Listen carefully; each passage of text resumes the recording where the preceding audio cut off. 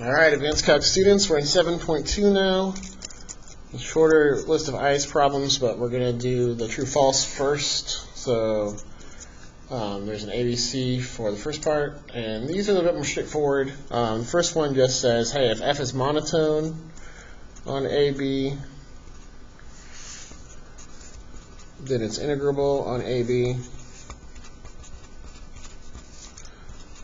That's literally the first theorem of the section.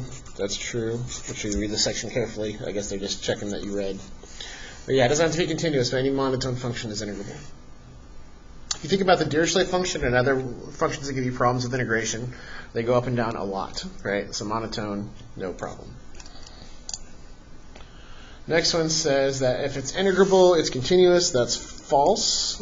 Easy example would just be something like this. 0 here, and then 1 up here. You can easily tell the integral just gives you the area under this part, but it's not a continuous function, but you can integrate it across the whole region. So continuity implies integrability, not the other way around. Integrability is the easiest thing to still have out of continuity, integrability, and differentiation. Differentiation is the hardest to do, integration is the easiest to do. Okay, for C, it says if f and g are integrable, then the sum is integrable. That is true, so integral of a f plus g. Assuming that you're assuming at the beginning that they're integrable individually. If not, you might have a problem. So these are the hypotheses that those exist, and that's true. That's a theorem in the section also, I think 724b. So again, just making sure you're reading. Now, just because the sum is integrable does not mean that the individual is integrable. You can take the Dirichlet function and its negative and add them together and get 0, for example. Okay, so that's question 1. Question 2 is again true, false, ABC. The first one says if f is continuous on 0 to 2, and it's bounded between 0 and 4 in y value, then this integral exists and it's less than or equal to 8. And well between 0 and 8. This is awkwardly worded to confuse you, but it's true. Continuous implies integrable. And then if you go back to the 7.1 worksheet, we said that the partitions were a bounded set because any integral has these lower value and then width of the interval on each side that bound the integrals. Well, this is 4, and the width is 2, and this is 0, and the width is 2. So that's where they're getting 0 and 8 at. So yeah, absolutely true. Just using basic facts about integration here. Okay, B says if f is integrable on AB and g is integrable on CD, where f of AB's output goes into CD, so f on AB, g on CD, and f output goes where you want, goes in the g's domain. If those are both integrable, then g circle f should be integrable. So this is integrable, this is integrable, then make sure it's g circle f. Yeah, then g circle f should be integrable on AB.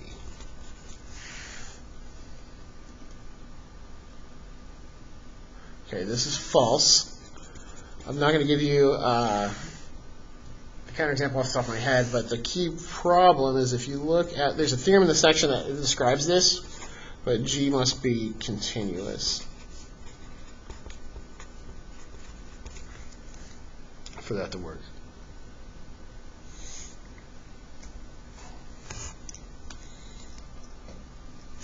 So that is missing a key hypothesis. I don't have an example off the top of my head, unfortunately.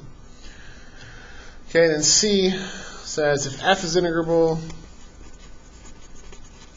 and so is absolute value f, and AB, absolute value f is less than or equal to ABF. Okay, this one's a tricky one because the first part is true. What's false about this is that inequality is backwards. Putting the absolute value inside means that you're always adding up positive rectangles and nothing's ever canceling in the integral, so that makes it bigger. So this is false because the inequality is backwards. All right, so that's number 2. Let's go ahead and go to, which number is this? Number 7. So again, we're playing with the Dirichlet function. So we're going to have the modified Dirichlet function from the example, and then another example, and we're going to find a new function composition. Basically answering that question from above, we're going to show that the composition of two integrable functions need not be integrable, which is what that true-false was about. So let me write down these functions, because there's a lot of stuff to look up here. So you got f from 0 to 1 to 0 to 1, and this is the modified. We used this one way earlier in the semester. This is the one where f of x is 1 over n if x is irrational like this, and it's 0 otherwise.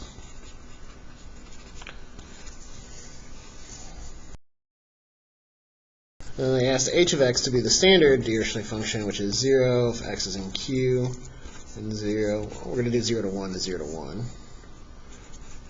And so 0 if it's on the irrationals. Okay, and then we're going to compose these. So I misspoke. We're not going to compose. We need to find g so that h is g circle f. So we need to find g. Okay, the point of these examples was that this one was not integrable, right? We talked about, but if you modify it, it is integrable because these come down. And so we need to define g pretty carefully. What we want is we want these 1 over n's to come back to 1, but we want the zeros to stay 0. So basically any input that's not 0 we want to make into a 1. So the way to write that for g of x would be 1 if x is not equal to 0, but 0 if x equals 0. Let's check how this goes. So if you input anything in the f that's rational, you get a positive number, g makes it into a 1. If you put an irrational in the f, you get 0, g keeps it 0. So that becomes this guy. Now, why is this guy integrable? It's integrable because it's monotone. It starts out at 0, right? And then it becomes 1, and it just stays there. And so that's a not continuous, but it's a monotone function, so it's integrable. That was the first theorem in this section. So this goes back to that previous, and notice it's not continuous though. If you go back to that true-false, just because you have two integrable functions, the composition is not integrable unless the composing guy here is continuous. So this one's not continuous, so I get integrable composed with integral, created something not integrable.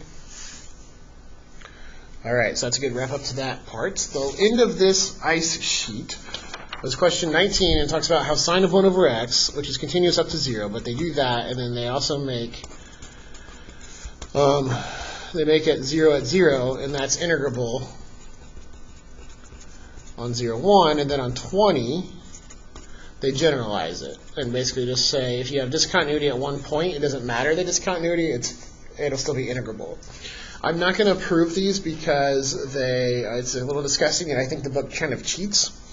But what I want you to take away is the facts. If you have a function that has a discontinuity but is continuous, even if it's crazy, it's continuous up there, if you add this point, if you have just one endpoint that's any weird kind of discontinuity, doesn't matter what kind, it'll still be integrable. So discontinuous at one edge of a closed interval, still integrable. That's the fact I want you to take away from these problems, and feel free to use.